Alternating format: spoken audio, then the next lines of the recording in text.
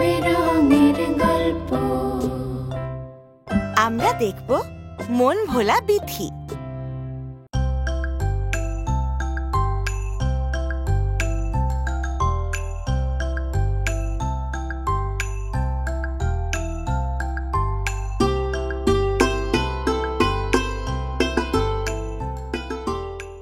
বিথি খুব মন ভোলা। কোথাও কিছু একটা রাখলে সাথে সাথে ভুলে যায়, মনে করতে পারে না। তাই সহজে সে ওই জিনিস আর খুঁজে পায় না।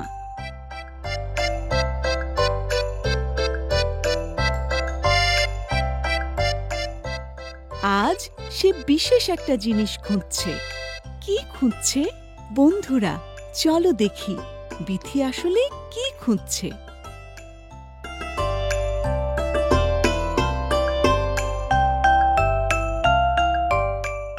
বিথির ছোট্ট ভাইটিকে কোলে নিয়ে সোফায় বসে আছেন বাবা, আর বিথি সোফার সব ফোম উল্টে পাল্টে তার হারানো জিনিসটা খুঁজছে।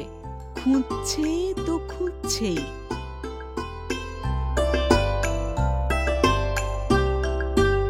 একসময় বিথি তার বাবাকে বলল, বাবা, আমি একটা জিনিস খুঁজছি, কিন্তু কিছুতেই পাচ্ছি না।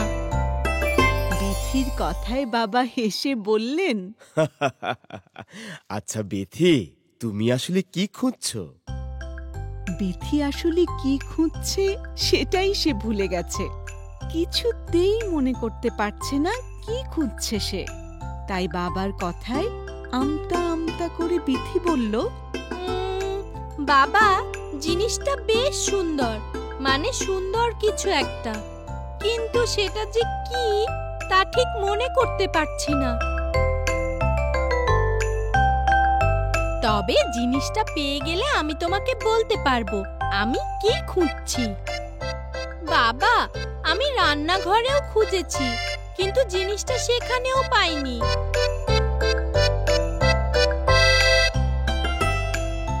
খুঁজেই চলেছে বিথি। বাবা তাকিয়ে তাকিয়ে দেখছেন, বিথির কাণ্ড দেখে মুচকি মুচকি হাসছেন। বিথির ছোট ভাই ততক্ষণে বাবার কোলে ঘুমিয়ে পড়েছে। ঘরের আলমারির ভেতর খুঁজতে খুঁজতে বিথি বলল, জিনিসটা দেখছি আলমারিতেও নেই, তাহলে আমি রাখলাম কোথায়? জিনিসটা খুঁজতে খুঁজতে বিথি তার বাবাকে আবারও বলল, বাবা, জিনিসটা আমি এখনো পেলাম না। তুমি কি দেখেছো সেই সুন্দর জিনিসটা? বাবা বললেন, না মা, আমি দেখিনি, কিন্তু আমি তোমাকে জিনিসটা খুঁজতে সাহায্য করতে পারি। এরপর বাবাও খুঁজতে লাগলেন বিথির সাথে। বাবা একটা চকলেট খুঁজে পেয়ে বিথিকে জিজ্ঞেস করলেন, বিথি, তুমি কি এই চকলেটটা খুঁজছো? বিথি বলল, না বাবা, ওটা চকলেটের থেকেও অনেক বেশি মূল্যবান। এই বলে বিথি তার খেলনা রাখার বাক্সটায় খুঁজতে লাগলো।